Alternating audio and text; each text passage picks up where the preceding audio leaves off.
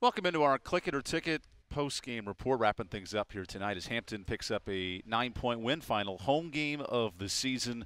And we're joined by Trey Bouldin here in the broadcast booth. Trey, you were just 2 rebounds shy of a double-double. What was clicking for you on the boards and especially offensively tonight?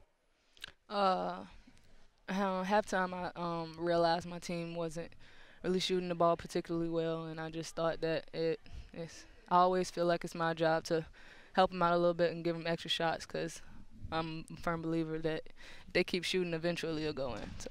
You took about 3 or 4 charges tonight, and I think your reaction was priceless on every one. What goes through your mind when you can draw that offensive foul? It's a momentum changer, and so we needed that, and I was just fortunate enough to be able to help my teammates in that. This was a physical game, a lot of lead changes late. What did you learn from this game to get you ready for the conference tournament? Learned that we need to take care of the ball more. We had, I think, 22 turnovers, and that's just not going to cut it if we want to be a champion at the end of the year. And I feel like they kind of wanted a little bit more than us, and that just can't happen if we want to be a championship team. So. Well, Taya, we appreciate it, and good luck against Gardner-Webb on Saturday. Thank you.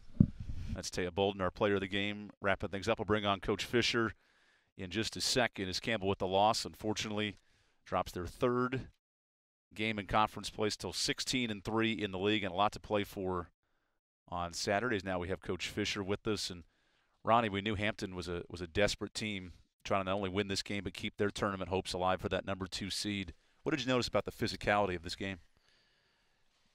It was a physical game. I think the two glaring things is one on offense, our turnovers, and they're quick and athletic, and that's what they do is they turn people over, and we just didn't. We played a little reckless with the ball, and you can't do that, and that leads to 20 points off turnovers, and that was really the difference, and then that combined with on defense, they are quick, and we fouled them too much, and you have to play team defense, and we just didn't do a very good job of it. And it was twofold, and it's really amazing, to be honest, that we did cut the lead or that we were even close to them at the end, to be honest. When you have 22 turnovers and they shoot 23 free throws, you're thinking and the other thing that's glaring, and I never try to look at this, but we just missed wide open shots. They're in that zone, and I don't know what we are from the 3 again. Just shot poorly, 21% from the 3, and I know 3/4 of them were just open. And that hurts us too, but that's not what we need to learn from that. Certainly for your team now with 1 game to go, what'd you like about the resolve of this group to come back down 6 or 7 and make it a tight game late?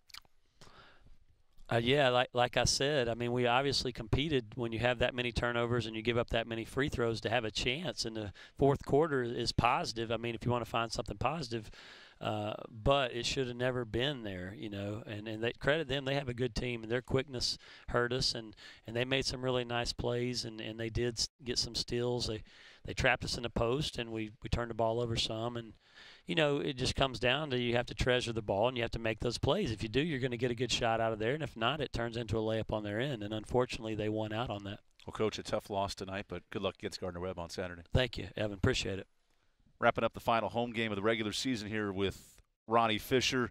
Certainly, as we roll through some of these highlights of this game, Campbell did a nice job in this game early of hitting 3-point shots, and it started with Kiana Spade. She had 2 threes in that first quarter. Here's the first one to open up the game. The senior had 9 points in the effort. And then Trey Bouldin in double figures yet again, her 4th time in 5 games. She's been aggressive offensively, and we heard Taya talk about trying to take over this game for her team. But then Wanda, as we see the Campbell highlights in this first half, the shots finally started to fall in that second quarter. Yeah, they did. And, it was a good basketball game. It really was. And Campbell definitely has nothing to be ashamed of. They faced a Hampton team tonight that really worked hard defensively. And then Taya got to the basket, part of her double-figure scoring effort. Remember, without Haley Barber tonight, trying to find offense. And Luana Serrano, not a big scoring night, but 5 assists to lead the charge. Yeah, and a lot of those came in the 3rd quarter and late in the in the second half, and it really helped to Campbell to gain some momentum and pull back close in this basketball game. That three got it to a 1-point game in the dancing. We'll say 9 out of 10 for most of the bench. But nonetheless, in that second half, the threes started falling, and then when you see Nuremberg getting inside, Campbell worked the ball in the post in the second half. Good contributions out of everyone. This was really a beautiful pass by Carver inside to Bouldin. Everybody getting in on the action. Campbell had 12 assists on 15 buckets, and there's Bouldin again finishing strong in the post. But down the stretch, Ronnie Fisher mentioned the turnovers were tough, but it was that free throw shooting at Hampton that really put this game away. Yeah, they got to the line a lot, and they're such a good free throw shooting team. It was definitely made an impact in the outcome of the basketball game.